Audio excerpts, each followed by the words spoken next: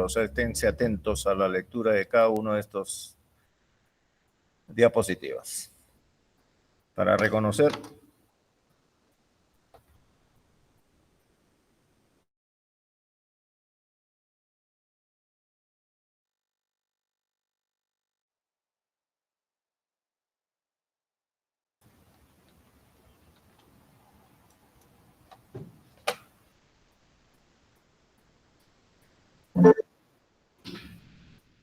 para poder reconocer lo enfermo, tenemos que conocer lo sano.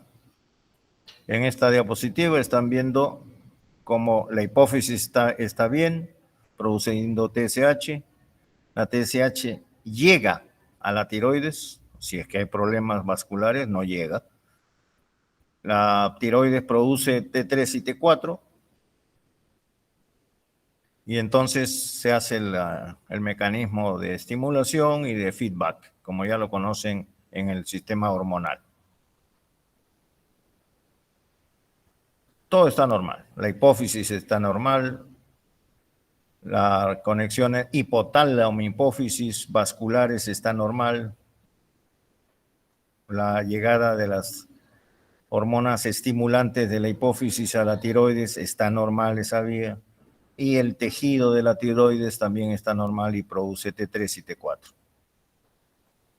¿Cómo reconocemos una hipofunción, un hipotiroidismo?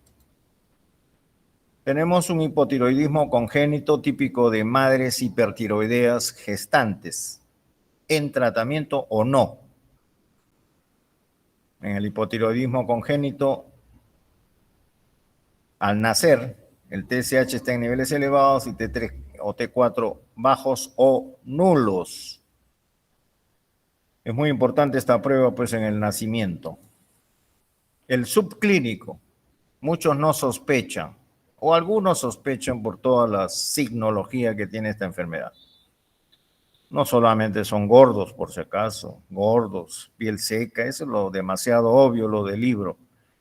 En los casos subclínicos, por una o dos síntomas o signos del paciente podemos sospechar. Ya saben que en endocrinología llegan por descarte, cuando todas las demás especialidades han agotado sus búsquedas y hallazgos. En el hipotiroidismo subclínico hay niveles altos de TSH y T3 y T4 normales.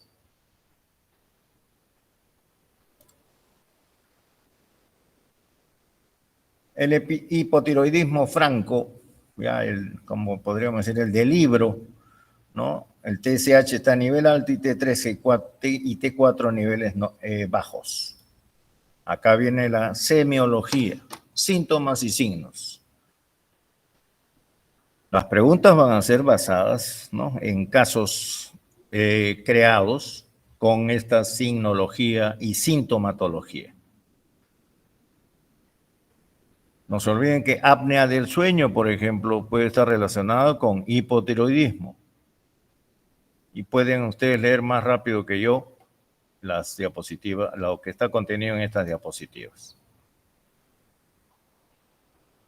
En esta diapositiva me imagino que pueden salir hasta unas 20 a 25 preguntas. En abdomen, en extremidades, neurológico e infecciones, por ejemplo, podrían estar relacionadas con el hipotiroidismo. Te dirán por qué las infecciones relacionadas, porque en el coma mixedematoso, en el hipotiroidismo también hay disminución de las defensas. Siempre recordando a los maestros el hipotiroidismo de Gould, de William Whitey Gould, y la tiroiditis de Hakaru Hashimoto, ¿no? Todos hablamos un Gould o un Hashimoto. Hablemos de Hashimoto. La tiroiditis de Hashimoto es la causa más frecuente de hipotiroidismo y es por autoinmunidad. Es más frecuente en las mujeres desde los 40 años, aunque puede darse en otras edades y también en varones. Y tengan muy presente que el periodo postparto inmediato es propenso a la aparición de este problema. Otras causas menos frecuentes, más raras, de efectos enzimáticos, por ejemplo, herencia, que comprometen la síntesis de hormonas tiroideas. Los defectos enzimáticos pueden cursar con aumento del tamaño de la glándula, o sea, el bocio. Y acuérdense que el bocio puede verse en hipotiroidismo y en hipertiroidismo, ¿no? Por si acaso. Muchos medicamentos que usan otros pacientes para otras enfermedades pueden afectar la tiroides. Tenemos el carbimazol y metimazol que se usa pues en el hipertiroidismo, que acaban en hipotiroidismo, y el PTU o propiltiuracil. Y los fármacos con yodo, muchos, ustedes han visto quizás en los jarabes antitussígenos el yodato de potasio y la amiodarona en el tratamiento de las arritmias, muy común, de uso muy común. Pueden paralizar la síntesis de hormonas tiroideas o sea, los dos mecanismos, generar anticuerpos antitiroideos provocando hipotiroidismo.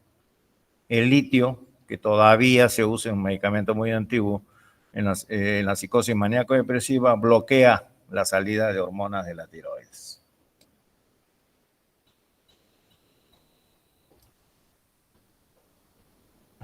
Los hipotiroidismos producidos por la falta de secreción de la TSH, ya saben que a nivel de hipófisis son raros, son hipotiroidismo secundario, ¿no? Primario en la misma glándula tiroides, secundario en la hipófisis.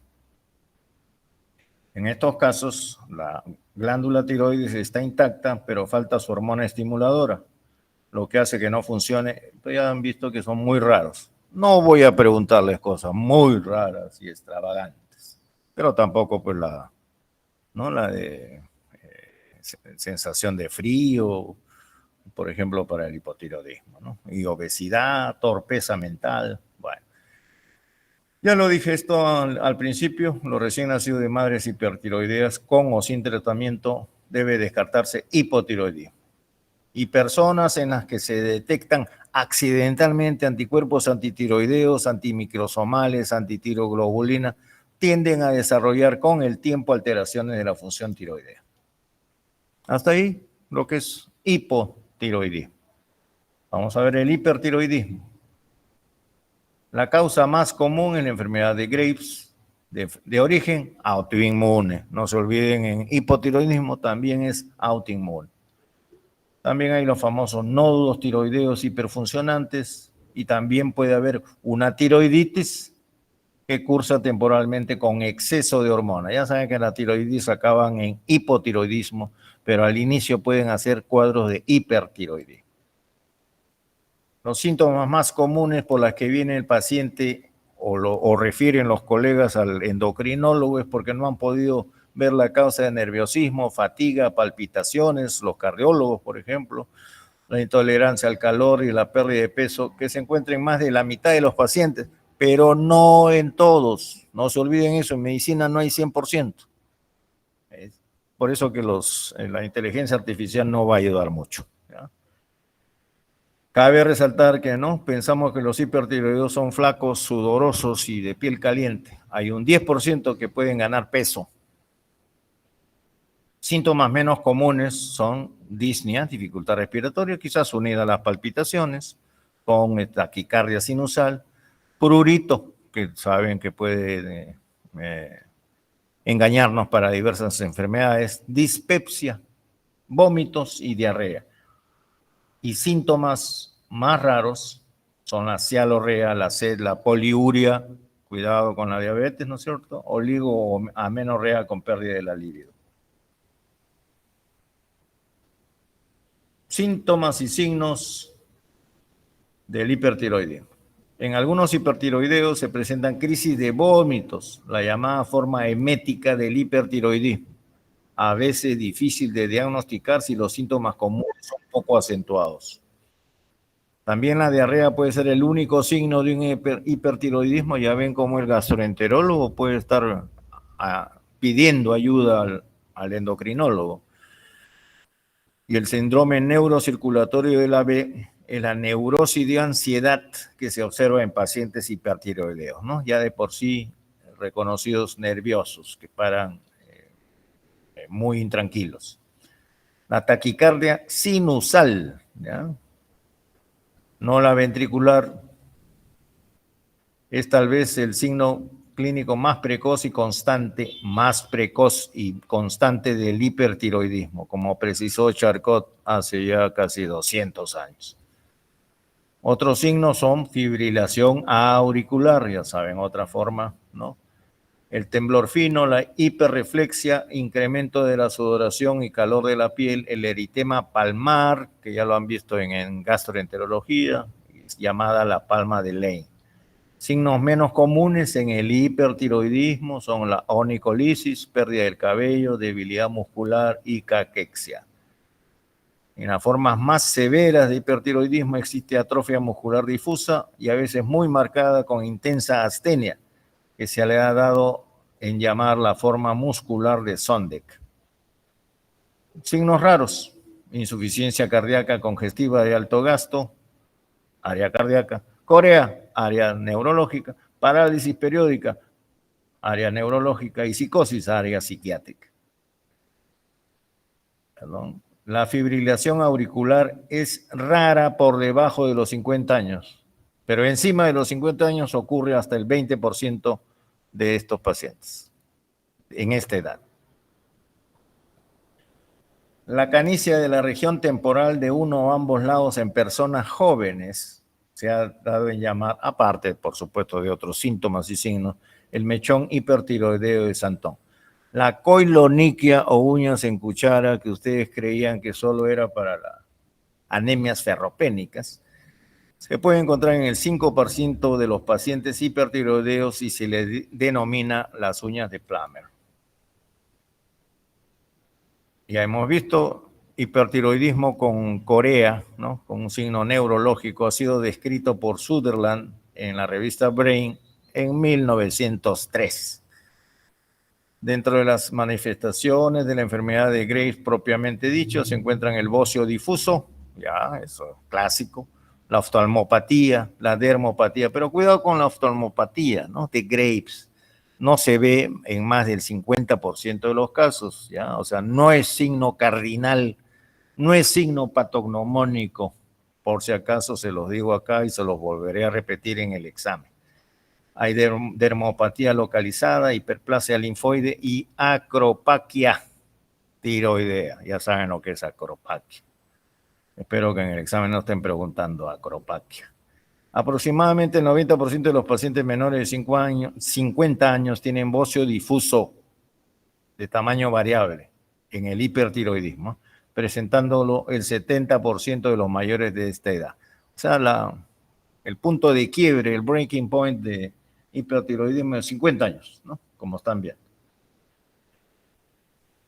Al hipertiroidismo que se presenta a manera de paroxismo se le ha llamado el síndrome de Levy. O sea, parece un hipertiroideo, luego ya no desaparecen muchos de los síntomas y signos y a los 6 meses, 4 meses vuelve a aparecer. Entonces ya no están seguros si es un hipertiroidismo o es otra cosa.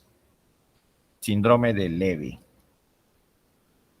Ya le hemos dicho, ¿no? La oftalmopatía clínica de Graves ocurre solo en alrededor del 50% de los pacientes y el 75% de las veces aparece dentro del año de diagnosticado el cuadro clínico, antes o después del hipertiroidismo.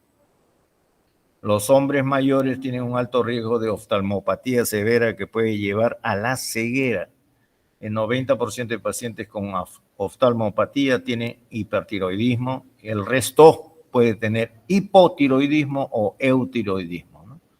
Ya ven, oftalmopatía de Graves no es solo para hipertiroidismo, puede ser para hipotiroidismo o un eutiroidismo.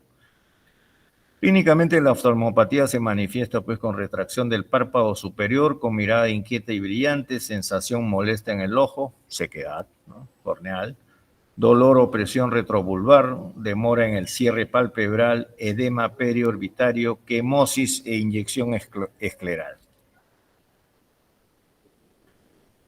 La dermopatía ocurre en 1 a 2% de los pacientes con enfermedad de Graves, casi siempre en presencia de oftalmopatía severa. Oftalmopatía severa con dermopatía pueden verse en 1 a 2% de los pacientes con enfermedad de Graves. La dermopatía se localiza principalmente a nivel pretibial. Las manifestaciones extratiroideas de la enfermedad de Graves no mejoran con el tratamiento dirigido al hipertiroidismo. En un subgrupo importante de pacientes con oftalmopatía tiroidea tienen remisión espontánea con el tiempo. No debemos olvidar las manifestaciones clínicas de las condiciones asociadas a la enfermedad de Graves, como son la diabetes mellitus tipo 1, la enfermedad de Addison, el vitíligo, enfermedad de Addison-Birmer, la alopecia areata, la miastenia gravis y la enfermedad celíaca, entre otras, ¿no? Los llamados síndromes poliendocrinos. El síndrome de Thomas-Diamond es exoftalmia, mixedema pretibial, o sea, la dermopatía, y la osteoartropatía hipertrófica. Síndrome de Thomas-Diamond. La enfermedad de Graves tiene otros sinónimos, como son enfermedad de March, enfermedad de Parsons, enfermedad de Flaiani, enfermedad de Begbie, enfermedad de Grace-Basedow-Perry. Así como el exoftalmos es manifestación cardinal o principal de la enfermedad, cuidado con esto, ¿no? Se pueden encontrar ciertos hallazgos en el examen físico, o sea, los signos, en algunos de estos pacientes. Entre ellos recordamos los siguientes por orden alfabético. De la A hasta la W. 37 preguntas por ahí pueden salir. Por último, para recordar cómo, digamos, groseramente, el hipertiroidismo y el hipotiroidismo son opuestos, ¿no es cierto? Acá podemos recordar esto en esta diapositiva final. Eso es todo en cuanto a la clase de tiroides. Anatómicamente, ustedes saben que en la glándula tiroides, por encima de ella están 4 lentejitas, ¿no? Las glándulas paratiroideas son 4, se colocan, están ubicadas encima de la tiroides y son muy importantes para regular el metabolismo del calcio, del fósforo y del magnesio. Para la homeostasis, o sea, el equilibrio de calcio y fósforo, hay 3 hormonas, ¿no? Las llamadas hormonas calciotropas. La PTH, o hormona paratiroidea o paratormona, el calcitriol. Ahí.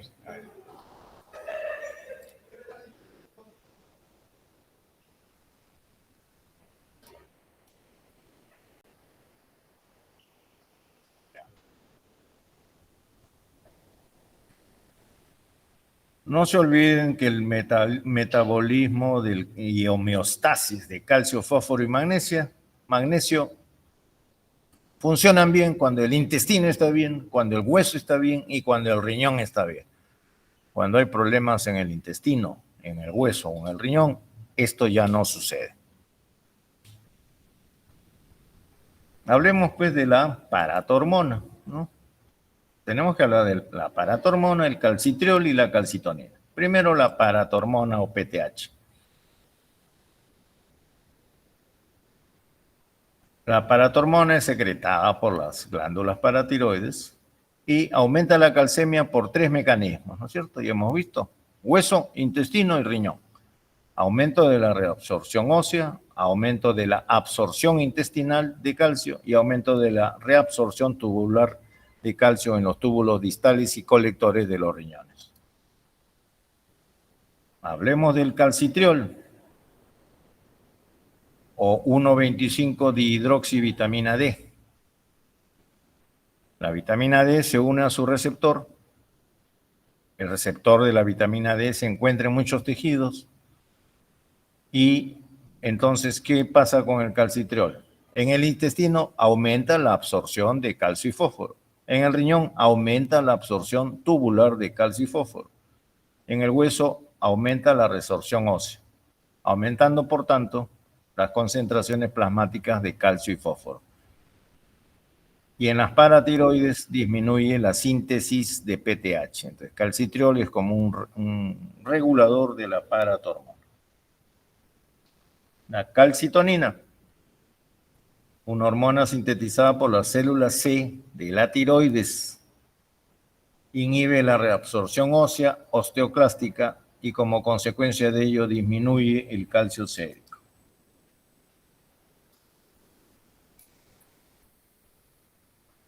Un repaso, yo no acostumbro en las preguntas de teoría darles muchos números, ¿no? Porque acá prefiero el pensamiento clínico antes que los laboratorios o tomografías, por ejemplo. Pero un recordarles que el calcio plasmático normal está entre 8.9 y 10.3. El 40% está unido a las proteínas y ya se podrán imaginar qué pasa con los desnutridos y con los problemas de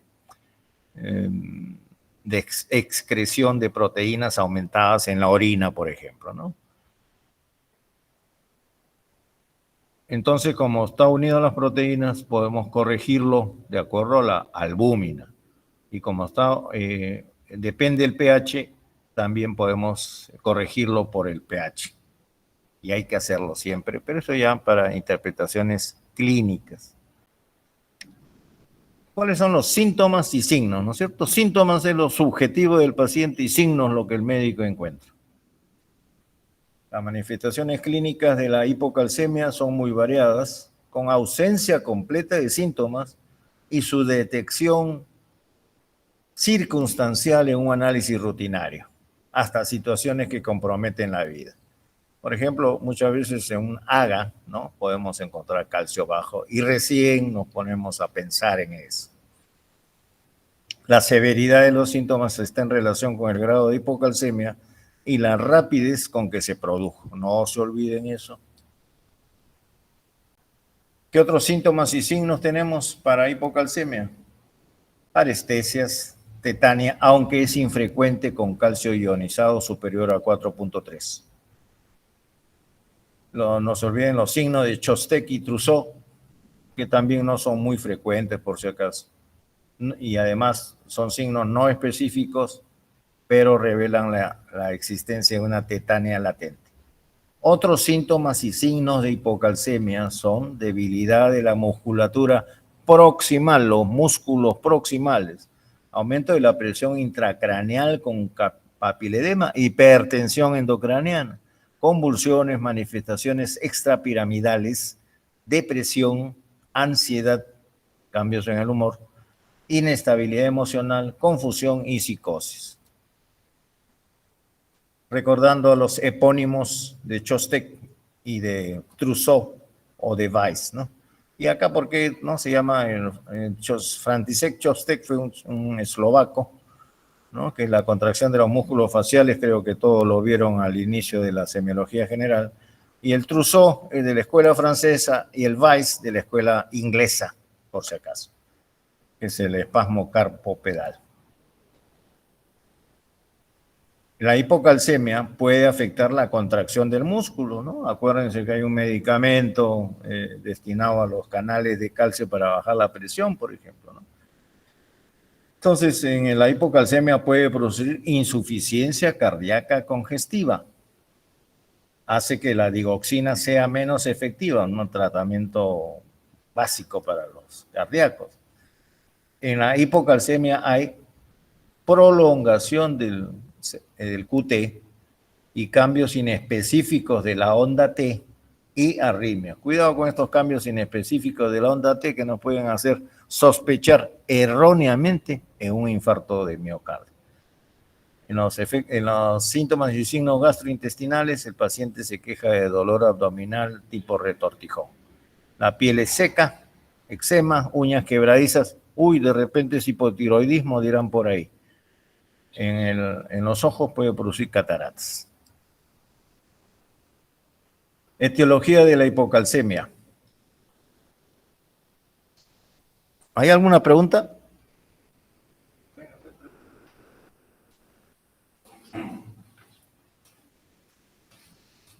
No, doctor.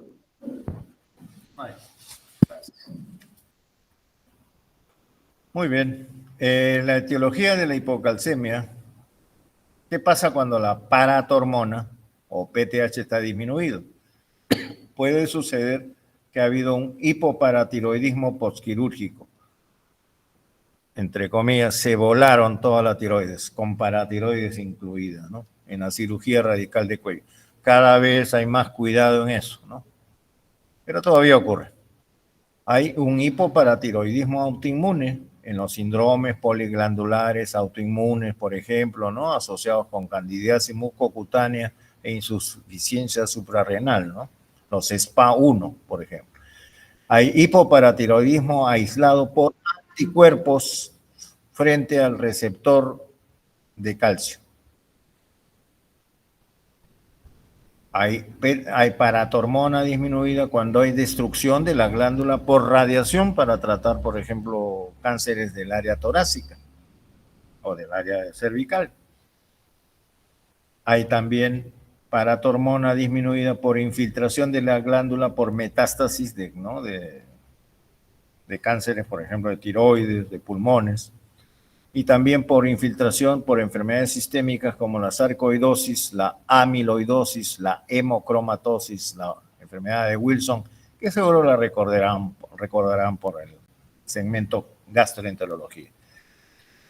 Enfermedades genéticas, hay alteraciones en el desarrollo de paratiroides y eso lo vamos a ver más, ¿no? Las alteraciones en enfermedades genéticas en la parte de testículos. Hay alteraciones en la síntesis o función de la paratormona, ¿no? O no se produce, o funciona mal, o no hay receptores. Eso ocurre en todas las síndromes endocrinos. Otras causas de paratormona disminuida son la hipomagnesemia, que produce disminución de la secreción de PTH, y hipocalcemia neonatal por hiperparatiroidismo materno, no se olvide. Lo mismo, ¿no?, que el hipotiroidismo neonatal en el hipertiroidismo materno. ¿Cuándo podemos ver paratormona elevada? O sea, un hiperparatiroidismo secundario en respuesta a la hipocalcemia. En los casos de déficit de vitamina D, resistencia a la vitamina D, resistencia a la acción de la PTH y pérdida de calcio en la circulación, ¿no? Por ejemplo, esto se ve en muchos hospitales, por metástasis osteoblásticas de cánceres típicamente. Pancreatitis aguda puede producir una pérdida de calcio en la circulación y produce una paratormona elevada en el análisis. La hiperfosfatemia, la lisis tumoral y el síndrome del hueso hambriento posterior a una paratiroidectomía, generalmente, entre comillas, accidental. Yo más pienso que es un uso de una mala técnica quirúrgica. Hay fármacos que pueden producir hipocalcemia, como son pues los ligantes del calcio, ¿no? Los inhibidores de la resorción ósea, como los bifosfonatos, de mucho uso actual para el tratamiento de las osteoporosis. El cinecalcet cisplatino, en uso en quimioterapia para cáncer. La fenitoína, el anticonvulsivante. La furosemida, el diurético. Los glucocorticoides están entre el grupo de fármacos que pueden producir hipocalcemia. No se olviden este cuadrito. Quizás la inteligencia artificial dentro de unos 20 años, 30 años, utilice estos algoritmos para hacer diagnósticos, ¿no? Y ya no tendrán que romperse la cabeza. No se olviden los cuadros rojitos, los cuadros rojos. Ahí puedo hacer 5, 9, 10, 11 preguntas por ahí en solo ese cuadrito, ¿ya? Más no les puedo ayudar, señores. Veamos ahora la hipercalcemia, ¿no es cierto? Hemos visto ya la hipocalcemia, veamos la hipercalcemia. Tenemos unos síntomas y signos, ya han visto, principalmente en el sistema nervioso central: ansiedad, depresión, alteración del comportamiento y de la memoria. Y hay alteraciones más severas, tales como la disartria, que nos podría hacer pensar pues en un accidente cerebrovascular, confusión, ¿no?, convulsiones, letargia e incluso coma. Entonces, el vulgo dice, ah, es un ACV, pues ya, ah, no, es un infarto lacunar. Y se quedan en eso y se olvidan de pedir el calcio, por ejemplo. Que por ahí le sale de repente un AGA, ¿no? Pero si no lo hacen, o no lo procesan, o no lo piensan, se les va a escapar. El sistema nervioso periférico, debilidad muscular y disminución de los reflejos osteotendinosos. A nivel gastrointestinal puede haber estreñimiento, náuseas y vómitos por disminución de la motilidad intestinal. Pancreatitis, ya lo hemos visto en las hipercalcemias agudas, por depósitos de calcio en los conductos pancreáticos. A nivel cardiovascular hay sintomatología y signología por acortamiento del intervalo QT. Ya vieron que en la hipocalcemia hay expansión, ¿no es cierto?, del intervalo QT. En la hipercalcemia hay acortamiento. Hay arritmias cardíacas en los dos, en la hipo y la hipercalcemia. Hay hipertensión arterial porque aumenta el tono de la musculatura lisa del vaso. También les recuerdo, en hipotiroidismo también puede haber hipertensión arterial, por un mecanismo muy similar. Si la hipercalcemia es crónica, se pueden producir calcificaciones valvulares, al igual que en pulmón y arterias. A nivel renal y electrolitos, hay una poliuria por disminución de la capacidad de concentración de la orina en el túbulo distal. Hipercalcemia aumenta las pérdidas renales de sodio y agua, produciendo disminución del volumen extracelular, lo cual puede disminuir el filtrado glomerular. Las consecuencias de la poliuria: alcalosis metabólica por contracción, o sea, pérdida de volumen, hipopotasemia e hipomagnesemia. Y la poliuria también puede producir acidosis metabólica. Puede producir los dos, alcalosis y acidosis metabólica. El mecanismo, por supuesto, en la acidosis metabólica es por bicarbonaturia en el hiperparatiroidismo. La hipercalcemia aguda puede producir focos de necrosis tubular en el riñón, ¿no? La hipercalcemia crónica, nefrocalcinosis, litiasis renal, diabetes insípida, nefrogénica en más del 20% de los pacientes, acidosis tubular renal tipo 1 o distal. La hipercalcemia puede producir insuficiencia renal dependiendo de la severidad y duración de la hipercalcemia. En la mayoría de los casos se trata de una enfermedad renal aguda funcional en la que la disminución del filtrado glomerular está mediado por la vasoconstricción y la contracción de volumen inducidos por la natriuresis. En las formas crónicas puede existir enfermedad renal crónica por nefrocalcinosis, por ejemplo en la sarcoidosis. Sigamos viendo qué síntomas y signos puede producir la hipercalcemia. Puede producir calcificaciones metastásicas. Cuando hay calcificaciones metastásicas, puede haber queratopatía, síndrome de ojo rojo, calcificación conjuntival, calcificación vascular y pulmonar y prurito. Cuando la paratormona está elevada, en caso de osteitis fibrosa, anemia, también se observa artralgias y condrocalcinosis. La hipercalcemia mediada por paratormona puede producir un hiperparatiroidismo primario esporádico por adenomas, ¿no? Adenoma de las glándulas paratiroideas, ¿no? En el 80-85% de los casos. Hay hiperparatiroidismo en síndromes familiares, ¿no? Como en los síndromes de neoplasias endocrinas múltiples tipo 1 y tipo 2A. Y hay un hiperparatiroidismo familiar aislado. Hay un hiperparatiroidismo terciario, que es en realidad un hiperparatiroidismo secundario a enfermedad renal crónica. Ese es el llamado hiperparatiroidismo terciario y posterior al trasplante renal. Hay hipercalcemias que no están mediadas por la paratormona. Tenemos las hipercalcemias tumorales, los fármacos y las enfermedades granulomatosas, entre ellas la tuberculosis, tan conocida por ustedes y tan temida de repente. Entre las no mediadas por paratormona hipercalcemias no mediadas por hipercalcemia. Tenemos las endocrinopatías como el hipertiroidismo, acromegalia, insuficiencia adrenal y feocromocitoma.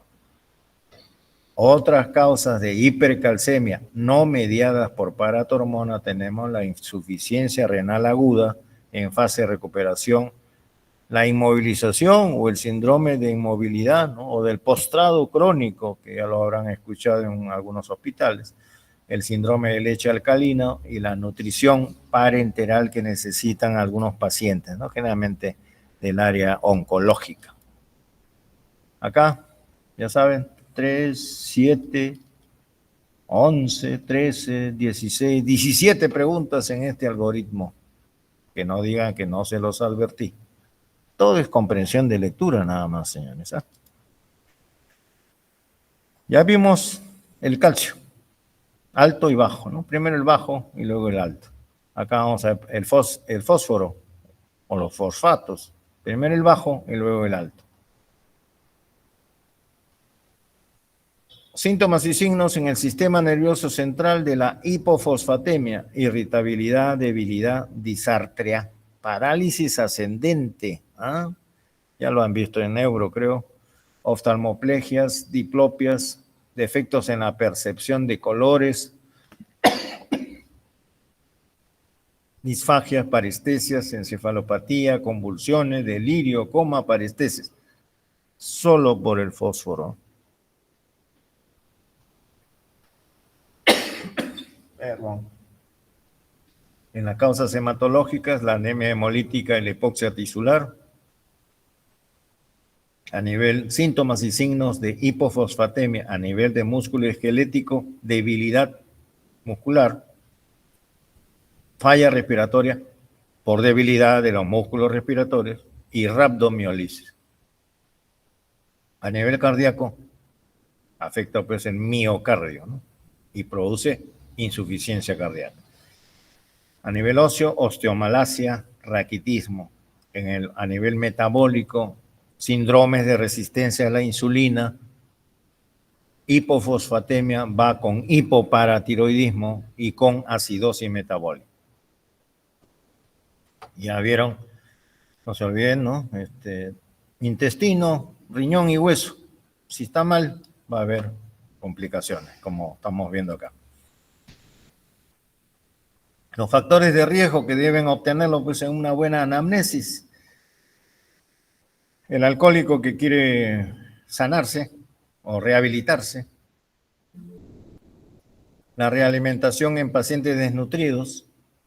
Anorexia nervosa u otros trastornos alimentarios. Los síndromes de emaciación, que ya los conocen, de cualquier origen. Alcoholismo, malabsorción, prisioneros, campos de concentración, SIDA u otras infecciones crónicas, el tratamiento de la cetoacidosis diabética en las salas de emergencia y hospitalización puede producir una hipofosforemia o hipofosfatemia que puede pasar desapercibida. En todas las enfermedades críticas, ya, las UCIs, en la sepsis, en los quemados. Otra causa de hipofosfatemia, ya saben, riñón, intestino y hueso. Vamos, ¿qué pasa en el intestino? Disminución de la absorción intestinal, con malnutrición por baja ingesta de fósforo, en los casos de anorexia nervosa, ya lo hemos puesto, déficit de vitamina D o resistencia a su acción, el uso y abuso de antiácidos, la mala absorción por resección intestinal o enfermedades de la mucosa y el alcoholismo. Puede haber hipofosfatemia por aumento de las pérdidas urinarias, ¿no es cierto? En acidosis metabólica y respiratoria, en la cetoacidosis diabética, ya lo hemos mencionado, y diversos fármacos. Cuidado con los diuréticos, con los esteroides, con los quimioterápicos, los aminoglicósidos, ese grupo importante de antibióticos para los gram negativos, los anticonvulsivantes, ya mencionamos la fenitoína y todos los demás, por si acaso. El hierro parenteral, ¿no? Para tratar anemias moderadas, puede causar hipofosfatemia. Y, por supuesto, los trasplantados renales.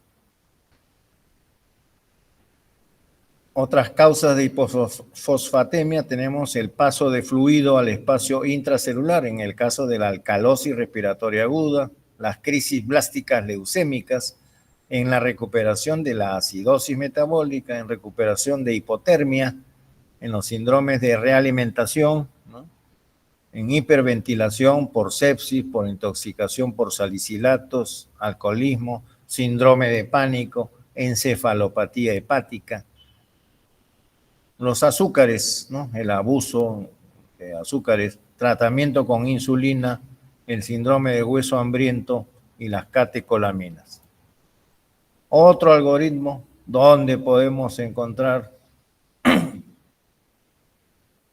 como tenemos que sobre todo, ¿no? La RTP, no es radio y televisión peruana, sino reabsorción tubular de fósforo.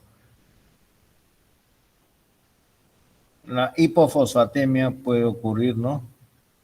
Por disminución de la absorción intestinal de fósforo, desplazamiento del fósforo al espacio intracelular y por pérdida renal de fósforo, ¿no? Todo es a nivel riñón, como están viendo acá en el cuadro. Ausencia de pérdida o pérdida renal. Y nos vamos a la hiperfosfatemia o hiperfosforemia. Tenemos la disminución de la excreción de fósforo, la enfermedad renal crónica, falla renal aguda, hipoparatiroidismo y pseudohipoparatiroidismo en la acromegalia, la calcinosis tumoral por inactivación de diversos genes, el uso y abuso de los bifosfonatos, la administración exógena de fósforo, por ejemplo, en los enemas, ¿ya? No es ingesta de fósforo, ¿no? Uno podría envenenarse, pero sí en los enemas se usa mucho fósforo. Y la administración intravenosa para recuperar a alguien desesperado que encontró una hipofosfatemia, quiere equilibrarlo fácilmente. Le va a hacer más daño que bien, por si acaso. La redistribución del fósforo puede causar hiperfosfatemia en casos de acidosis respiratoria o acidosis metabólica, en los síndromes de lisis tumoral, en la rhabdomiolisis, en la anemia hemolítica, en los estados catabólicos, en la hipertermia maligna y en la hepatitis fulminante. Hipomagnesemia puede producir síntomas y signos neuromusculares con debilidad, hiperreflexia, espasmo carpopedal, convulsiones, temblor, tetania, nistagmos vertical, no el horizontal, ¿no? Que es más fácil de obtener, sino nistagmo vertical. Cuando vean un nistagmo vertical, no digan simplemente qué raro que hay eso, ¿no? ¿Qué será? Bueno, piensen en la hipomagnesemia. Entre los síntomas y signos cardíacos, prolongación del QT, depresión del ST, arritmias ventriculares. Entre síntomas y signos del área metabólica, ya hemos visto, ¿no? La hipomagnesemia va con hipocalcemia, va con hipopotasemia o hipocalemia y síndromes de resistencia a la insulina. Síntomas y signos de hipomagnesemia a nivel esquelético, ¿no? Retraso en el crecimiento y fragilidad ósea. Entre las pérdidas, causas de hipomagnesemia por pérdidas renales de magnesio. ¿Por qué? Por aumento del flujo urinario, por disminución de la reabsorción tubular, por pérdidas gastrointestinales, por pérdidas por la piel en quemaduras extensas y sudoración profusa. En causas por redistribución, el síndrome del hueso hambriento, postparatiroidectomía y realimentación en el malnutrido. Ya vimos la hipomagnesemia. Ahora vamos, perdón, ya vimos la hipofosfatemia, ¿no es cierto? Hipomagnesemia, ahora la hipermagnesemia. Generalmente, pues ahora, ¿no? Esos sobrecitos de magnesio que cura todo, tengan cuidado, ¿no? que pueda, cuando el magnesio es superior de 4 a 6 miligramos por decilitro, puede aparecer hipotensión, náuseas, vómitos, enrojecimiento facial, retención urinaria. Por eso, pues, propagandizan, ¿no? Que cúrese del colesterol, cúrese de la hipertensión tomando sus sobrecitos de cloruro de magnesio, porque puede producir en exceso una hipotensión. Si no se trata, puede evolucionar a disminución de reflejos tendinosos, osteotendinosos, debilidad, parálisis muscular, letargia, bradicardia, bradiarritmias, depresión respiratoria, asistolia y paro cardíaco. Tengan mucho cuidado con las embarazadas en los casos de preeclampsia, porque reciben cantidades de 8 en 8 ampollas de sulfato de magnesio. Y hay que estar mirando los ginecólogos, los que quieran ser ginecólogos, cómo van no solo la mujer que puede salvarse, sino su recién nacido que puede nacer con hipermagnesemia y ya puede poner en peligro su vida. También los que abusan de antiácidos o laxantes con magnesio, sobre todo si tienen enfermedad renal crónica concomitante o enfermedad inflamatoria intestinal o una obstrucción intestinal o una perforación que pudiera aumentar la absorción. Muy bien, esto es todo por ahora. Estamos 36, sí. Ya 1 hora mañana completamos la clase. Creo que la voy a dictar de acá. Ya.